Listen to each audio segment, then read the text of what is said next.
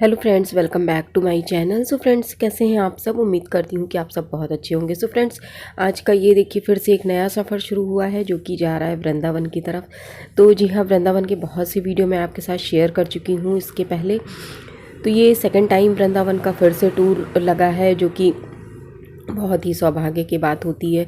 तो चलिए, सफ़र शुरू हो गया है और आपके साथ आज मैं यमुना मैया के दर्शन करवाऊंगी। और जो गाइड है उन्होंने बहुत अच्छी अच्छी बातें बताई, तो वो आपके साथ शेयर करूंगी। तो आप भी सुनिएगा, आपको उससे जानकारी भी मिलेगी। प्लस अगर आप लोग जाना चाहते हो तो आपको बहुत ही अच्छा यहाँ से इस वीडियो से आपको सारी चीज़ें भी पता लग जाएंगी कि किस तरीके से जाना है। तो देखिए, थोड़ी थोड़ी सी बारिश भी शुरू हो गई है जिससे कि सफ़र और सुहाना हो जाता है। तो चलिए, अभी आपको मैं आगे दिखाऊंगी। और अभी तो हम लोग पहुँचे नहीं हैं, लेकिन हाँ, आगे आपको यमुना मैया के दर्शन और बहुत ही अच्छी अच्छी बातें जो गाइड ने बताई वो आप सुनिए। तो आप अंदर प्रवेश नहीं कर सकते हैं। उन्होंने कारण पूछा कि क्यों? क्योंकि आप और से यहाँ केवल गोपी लोग जाती हैं। तो भगवान शिव कहने लगे कि राधे, मेरे को अंदर जाने दो। क्यों? क्योंकि मैं तो भगवान श्री कृष्ण की छवि का दर्शन करने आया हूँ और मेरे को कोई लालच नहीं है कि नहीं प्रभु, हम आपके लिए नियम को नहीं बदल सकते हैं। जो गोपी जाती है तो केवल देश के अंदर गोपी ही जाती है। निधि वन में भगवान श्री कृष्ण रास रचाने के लिए आज भी रात्रि में आते हैं। तो वहां से शंकर भगवान को वापस कर दिया गया। तो इसी स्थान पर आकर के ये सामने व्हाइट कलर की कुटिया और अंदर मंदिर बना हुआ है। यहाँ शंकर भगवान आके यमुना मैया से अरदास करने लगे कि हे यमुना महारानी, श्री कृष्ण भगवान के चरणों को आपने सबसे पहले स्पर्श किया है, तो आप ही हमको भी कोई मार्ग बता सकती हैं जिससे हमको भी भगवान की छवि का दर्शन हो जाए। तो यमुना मैया ने बोला कि प्रभु, वहाँ पर जिस रूप में आप हैं वहाँ जाना संभव नहीं है। तो उन्होंने पूछा कि किस रूप से जा सकते हैं? कि वहाँ केवल गोपी लोग जाती हैं, आपको गोपी बनना पड़ेगा। तो भगवान शिव इसी जगह तुरंत गोपी बन गए। 16 श्रृंगार श्री यमुना महारानी ने भगवान शिव का किया और सज धज के सुंदर गोपी बन गए। तब जाके निधि वन में रास देखने के लिए एंट्री मिली। तो जब द्वारपालों को धोखा देके भगवान शिव अंदर प्रवेश कर गए, परंतु भगवान श्री कृष्ण को धोखा नहीं दे पाए क्योंकि वो तो अंतर्यामी थे। उनको सारी लीलाएं पता थी कि भगवान शिव हमारे दर्शन के लिए क्या क्या कर रहे हैं।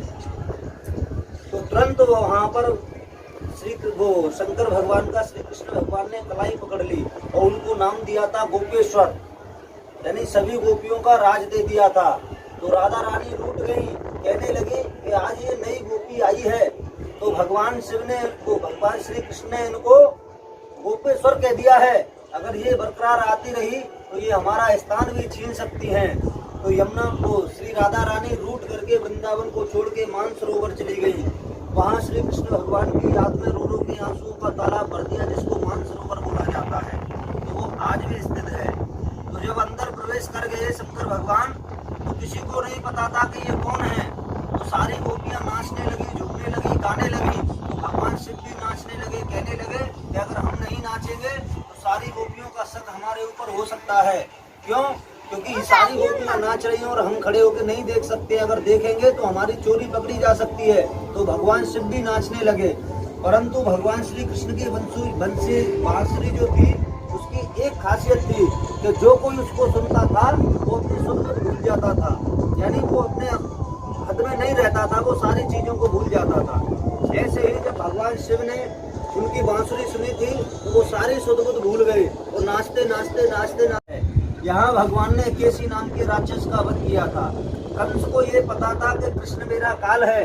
तो कंस ये क्या करता था, श्री कृष्ण भगवान को मारने के लिए नए नए उपायों, नए नए राक्षसों को भेजता था कि जो कोई कृष्ण को मार के आएगा उसको मथुरा के अंदर में आधी संपत्ति ऐसे ही दान में दे दी जाएगी।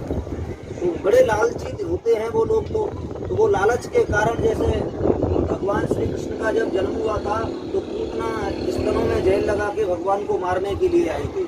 और ऐसे ही जब भगवान गाय चराने के लिए वृंदावन में जाते थे, वृंदावन पहले क्या था, वृंदावन ने तुलसी बनवाने जंगल, वृंदावन पहले तुलसियों का जंगल था।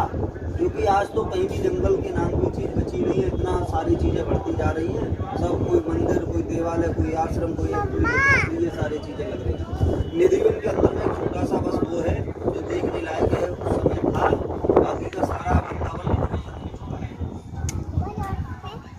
तो ये कंस को ये पता था कि कृष्ण हमारा काल है। अगर हम कन्हैया को मार देंगे तो हमको फिर मारने वाला कोई सृष्टि पर रहेगा नहीं तो हम अमर हो सकते हैं। तो जब केसी नाम के राक्षस को भेजा था भगवान को मारने के लिए, तो वो काले घोड़े का रूप रख के भगवान की गायों में प्रवेश हुआ था। भगवान गोलक गायों को चराने के लिए वृंदावन आते थे। तो जैसे ही वो अंदर प्रवेश हुआ, झपट्टा मार के भगवान को मारने के लिए किया, तो उसके केश पकड़ के भगवान श्री कृष्ण ने उसका यहाँ पर वध किया था, पराजित किया था। जब इस स्थान का नाम पड़ा है केसी घाट। भगवान श्री कृष्ण का जैसे नाम पड़ा था केशव, जैसे हम भगवान जी को केशव कहते हैं ना, तो केशव का ये सामने में जो भीड़ सी लग रही है ना, छोटी सी नीली सी छतरी पड़ रही है, ये यमुना मैया और यमराज जी का मंदिर है।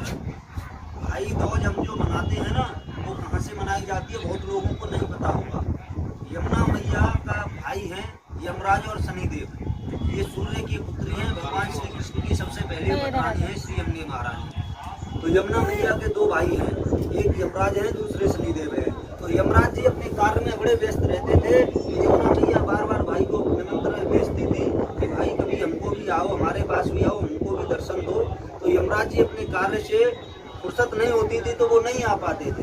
एक दिन वो जब एकांत में बैठ के गद्दी पे सोच रहे थे कि हमारी बहन हमको बड़े प्यार से निमंत्रण भेजती है, तो सभी जाते हैं अपनी बहन भाइयों के दौरे पर, हम नहीं जा पाते हैं, तो चलो आज हम बहन के पास में चलते हैं। तो यमराज जी यमुना मैया के पास में आते हैं, तो यमुना मैया बड़े अच्छे से उनका स्वागत सत्कार करती हैं, बड़े अच्छे से उनको मान सम्मान देती है। तो भाई बड़ा प्रसन्न होता है कि भाई कहता है कि बहन आज तो तू कुछ भी मांग ले, अगर आप मेरे प्राणों को भी मांग लेंगी तो वो भी मैं आपको खुशी खुशी दे दूंगा।